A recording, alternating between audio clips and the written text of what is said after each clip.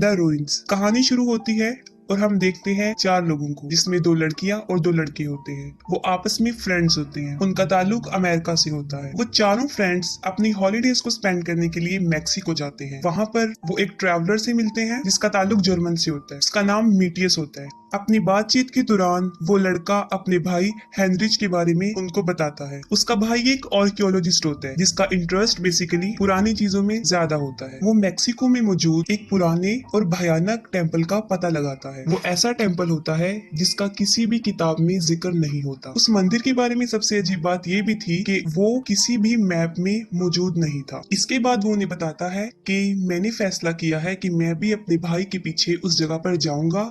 अगर आप लोग भी मेरे साथ जाना चाहते हैं तो आप जा सकते हैं, क्योंकि वो लोग यहाँ पर अपनी छुट्टियां सेलिब्रेट करने आते हैं और उन्हें कुछ नया देखना था। इसलिए वो फैसला करते हैं कि हम भी मीटियस के साथ जाएंगे। वो डिसाइड करते हैं कि हम कल सुबह वहाँ पर जाएंगे। उससे पिछली रात वो अपने होटल में ही गुजारते हैं। वो खतरनाक मंदिर जंगल के बिल्कुल बीच में था। वो मंदिर काफी दूर था। आधा रास्ता गाड़ी पर और आधा पैदल सफर करने का था। जिस गाड़ी को वो सिलेक्ट करते हैं उस जगह पर जाने के लिए, उसका ड्राइवर उनको समझाता है कि आप लोग वहाँ पर मत जाएं, वो काफी खतरनाक जगह है जो कि ठीक नहीं है। उस ड्राइवर को पैसे चाहिए थे, इसलिए वो उनके कहने पर उनको वहाँ पर ड्रॉप कराता है। वो उन्हें उस जगह पर छोड़कर आता है जहाँ से पैदल चलना होता है। और कुछ दूर चलने के बाद वो मैप की मदद से एक ऐसी जगह पर पहुंच जाते हैं जिसको झाड़ियों से कवर किया होता है। वो लोग उन झाड़ियों को हटाकर आगे बढ़ने का फैसला करते हैं। उन फ्रेंड्स में से एक लड़की एमी जो कहती है कि मुझे गड़बड़ लग रही है और ऐसा लग रहा है कि किसी ने इस रास्ते को इसलिए ढका है ताकि यहाँ पर कोई ना आ सके और हम लोगों को वापस चले जाना चाहिए। वो लोग उसकी नहीं सुनते क्योंकि वो उस मंदिर को देखना चाहते हैं और सबसे ज्यादा उस मंदिर को देखने की ख्वाहिश जो रखता था वो मीटियस था, क्योंकि उसका भाई भी वहां आया होता है। कुछ दूर चलने के बाद उसको अपने भाई की गाड़ी मिलती है। आखिरकार वो अपनी मंजिल यानी उस मंदिर तक पहुंच जाते हैं जो वाकई ही जंगल के बिल्कुल बीच में होता है और उसको चारों तरफ से पौधों से ढका होता है। वो मंदिर के पास अभी जा रहे होते हैं कि कुछ लोग घोड़े पर बैठकर आते हैं। वो उस गाँव के लोग होते हैं। गाँव के लोग उन्हें अपनी जुबान में कुछ कह रहे होते हैं, लेकिन उन सबको गाँव वालों की जुबान समझ नहीं आती और गाँव वालों को भी उन लोगों की समझ नहीं आ रही थी। उसके बाद जैक उनको पैसे देता है, लेकिन वो लोग पैसे लेने से इनकार कर देते। एमी उन लोगों की पिक्चर्स बना रही होती है और वो बनाते बनाते पीछे हटती है और उन पौधों पर चढ़ जाती है जो मंदिर को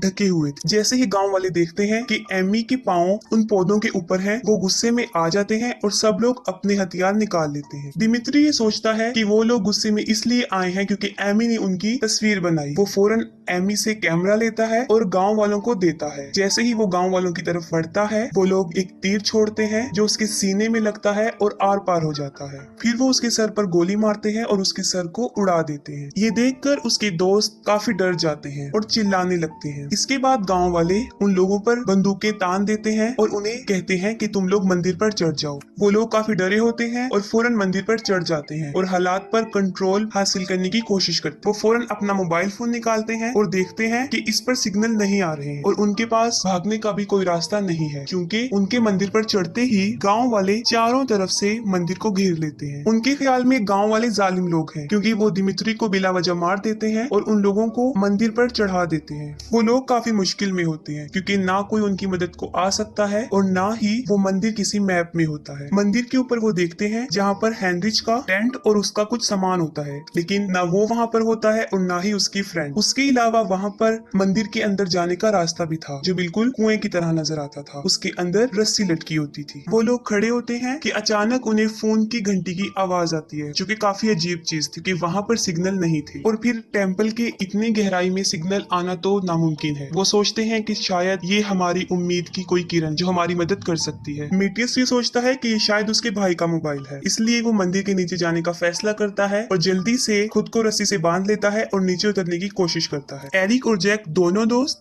रोलर को कंट्रोल करते हैं जो कि उस रस्सी की मदद से उसे नीचे जाने में मदद करते। वो दोनों रोलर को घुमाना शुरू करते हैं और रस्सी को चेक भी नहीं करते। रस्सी कमजोर होती है और कुछ दूर जाने के बाद वो टूट जाती। मीटियस काफी बुलंदी से नीचे की तरफ गिर जाता है। इतनी ऊंचाई से गिरने की वजह से उसकी कमर की हड्डियां टूट जाती। हड्डियां टूटने की वजह से वो पैरालाइज हो जाता है। अपने दोस्तों के साथ हुआ जाने वाला ये दूसरा वाकया देखकर वो लोग मजीद डर जाते। उसके बाद वो फैसला करते हैं कि दोनों लड़कियों में में से एक लड़की मंदिर के अंदर नीचे जाएगी क्योंकि लड़कियां इतनी मजबूत नहीं हैं जो उस रोलर को संभाल सके। उनमें से स्टेसी जो नीचे जाना तो नहीं चाहती लेकिन फिर भी वो जाने के लिए राजी हो जाती और रस्सी से उसको बांधते हैं ताकि वो नीचे जा सके। क्योंकि कुछ रस्सी उनके पास पहले टूट चुकी होती है इसलिए वो रस्सी भी उनके पास थोड़ी होती है और जैसे ही थोड़ा सा रास्ता रह जाता है क्योंकि ऊंचाई ज्यादा नहीं होती तो स्टेसी फौरन वहां से कूद जाती है जिससे उसका घुटना काफी जख्मी हो जाता है। नीचे पहुंचते ही वो देखती है कि काफी अंधेरा है। उसके बाद वो मेटियस को चेक करती है कि उसकी हड्डियां टूट चुकी हैं। वो फौरन जैक को बताती है कि जैक मेडिकल स्टूडेंट होता क्योंकि वो मेडिकल के बारे में थोड़ा बहुत जानता था। वो फैसला करता है कि हम एक स्ट्रेचर बनाएंगे। आसपास देखता है और वहाँ पर जितनी भी चीजें मौजूद होती हैं उनसे स्ट्रेचर बनाता है। स्ट्रेचर बनाने के बाद वो एमी को भी स्ट्रेचर की मदद से नीचे भेजते हैं ताकि वो दोनों लड़कियां मिलकर मेटियस को ऊपर ला सके। इसके बाद वो दोनों लड़कियां मेटियस को स्ट्रेचर पर डालने की कोशिश करती हैं और जैसे ही वो उसको स्ट्रेचर पर डाल रही होती है मेटियस की कमर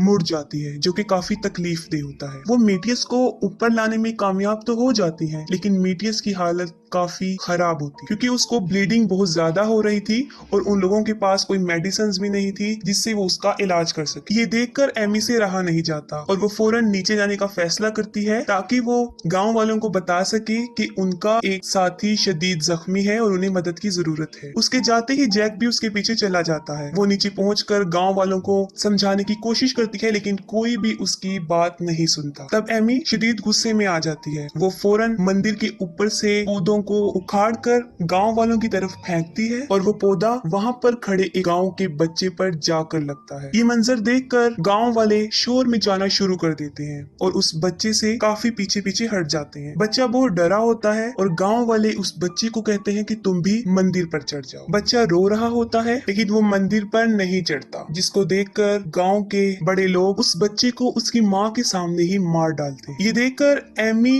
और जैक और भी डर जाते हैं क्योंकि उन्हें मदद की उम्मीद खत्म हो चुकी होती है इसलिए वो दोबारा मंदिर की तरफ चढ़ जाते हैं। जैक को फिर समझ आने लगती है कि शायद मंदिर पर लगे उन पौधों में ही कुछ है। उसे फिर याद आता है कि जब एमी पहली बार उन पौधों पे चढ़ी थी वो काफी गुस्से में आ गए थे। उसके बाद उन्होंने दिमित्री को मार दिया और अब उस बच्चे का भी वही हाल किया। फिर वो सोचता है कि उन पौधों को तो उन सब ने छुआ है। अगर हकीकत में यही बात है तो वो लोग भी उन गाँव वालों से बच नहीं पाएंगे। बस उसी रात से उन लोगों के साथ काफी भयानक चीजें होना शुरू हो जाती। रात गुजर जाती है। वो लोग सुबह को जब उठते हैं तो स्टेसी देखती है कि उन्हीं पौधों ने उसके पाँव को बुरी तरह से अपनी जकड़ में जकड़ा हुआ है और उसकी जड़ें उसके जख्मों के अंदर फंसी हुई। वो जड़ें काफी अंदर तक गई हुई थी। जैक उन सबको निकालता है। इसके साथ ही मीटियस जो कि एमी को कहता है कि मेरे पाँव से चादर हटा दो, मुझे ऐसा महसूस होता है कि वहाँ कुछ है। और जैसे ही एमी वो चादर हटाती है वो डर कर चिल्लाना शुरू कर देती है क्योंकि वही पौधे उसके पाँव से भी जकड़े हुए थे और उसका सारा मांस खा चुके थे। सारा मांस खा चुके थे और उसकी हड्डियां नजर आना शुरू हो गई थी। काफी भयानक मंजर। जैक उन पौधों को भी हटा देता है जिससे मीटियस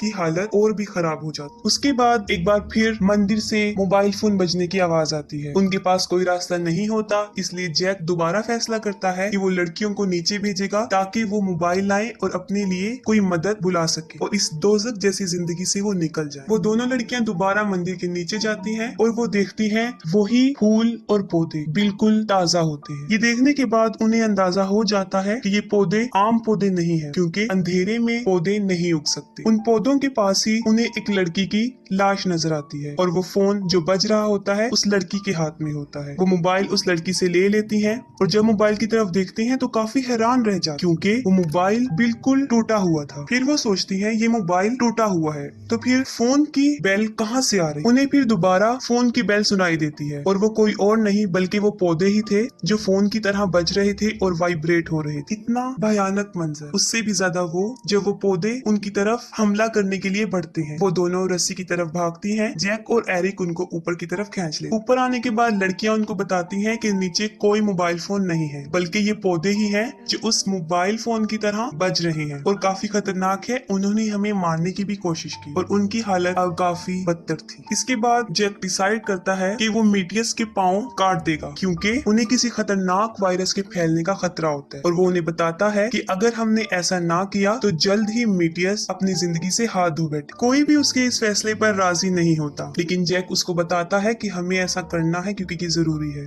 जैक और एरिक दोनों ये काम करते हैं। सबसे पहले वो पत्थर लेते हैं और उसको सारी हड्डियों को तोड़ देते हैं। उसके बाद एक छोटी सी छुरी लेते हैं और उसकी सारी वेन्स को काट देते। साथ ही उन्होंने एक पैन गर्म होने के लिए रखा होता है, वो उसको उठाते हैं और उस पैन से उसके जख्म बंद कर देते। ये काफी तकलीफ दे मंजर था और साथ मीटियस भी तकलीफ की वजह से चिल्ला रहा था। इतना भयानक मंजर और अपने जिस्म को कटते देखना किसी जुल्म से कम नहीं हो सकता। इतनी मुश्किल झेलने के बाद फिर भी मीटियस बच जाता है, लेकिन अब उसकी हालत और ज्यादा खतरनाक हो जाती है। उसकी ये सारी चीखें गांव वाले सुन रहे होते हैं, लेकिन उन्हें इसकी जरा भी फिक्र नहीं थी। मीटियस के जिस्म के कटे हुए वो पार्ट्स उनकी आंखों के सामने वो पौधे अपने साथ ले जाते। उसके बाद स्टेसी दर्द से चीखती चिल्लाती है। वो कहती है कि मैं ऐसा महसूस करती हूँ कि ये सारी खतरनाक चीजें मेरे अंदर हैं। वो छुरी लेती है और उन्हें दिखाने की कोशिश करे, जिस पर उसके सारे दोस्त उसे ऐसा करने के लिए मना करते हैं। उसके बाद स्टेसी जब सुबह को उठती है तो वो देखती है कि उसके जिस्म में उन पौधों की जड़ें साफ दिखाई दे रही। ऐसा लग रहा था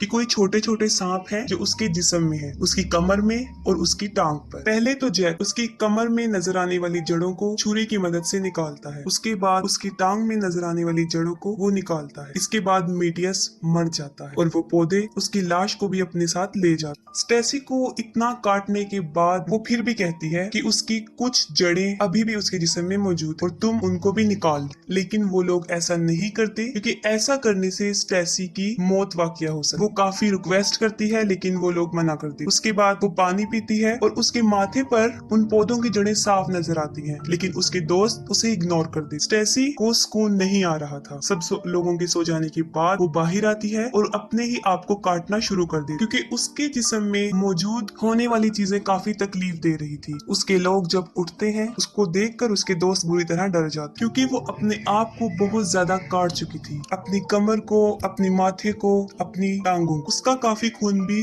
बह चुका था। वो ऐसा इसलिए कर रही थी क्योंकि सारी छोटी छोटी जड़ें उसके अंदर मौजूद। ऐसा करता देखकर उसके दोस्त उसे रोकने की कोशिश करते और आगे बढ़ते, जिसके बदले में वो जैक को जख्मी कर देती और सडनली अपने बेस्ट फ्रेंड एरिक के सीने में चाकू मार देती है, जिससे वो मर जाता है। ये देखकर स्टेसी अपने काबू में नहीं रहती। वो अपने दोस्तों को रो रो कर कहती है कि वो मुझे मार डालें। ना चाहते हुए भी जैक उसको मार दे। उस मंदिर की हकीकत ये थी कि उस मंदिर में बरसों पहले से एक शैतान रहता था और वो शैतान उस मंदिर पर जिंदा था, उन पौधों के अंदर। वो उन फूलों में, पत्तियों में, उन टहनियों में हर जगह मौजूद था। वो सब कुछ कर सकता था, देख सकता था, सुन सकता था और उन लोगों के साथ जो सब कुछ किया वो उसी ने ही किया था। और हकीकत में उसका शिकार जिंदा चीजें होती थी। उसके खतरनाक होने का अंदाजा यहीं से ही लगाया जा सकता है कि इतने अंधेरे में वो पौधों को उगा सकता है। इस जगह के इतने भयानक होने की वजह से कोई भी यहाँ पर नहीं आता था, यहाँ तक के जानवर भी नहीं। और गाँव वालों को भी इस मंदिर की हकीकत का पता था।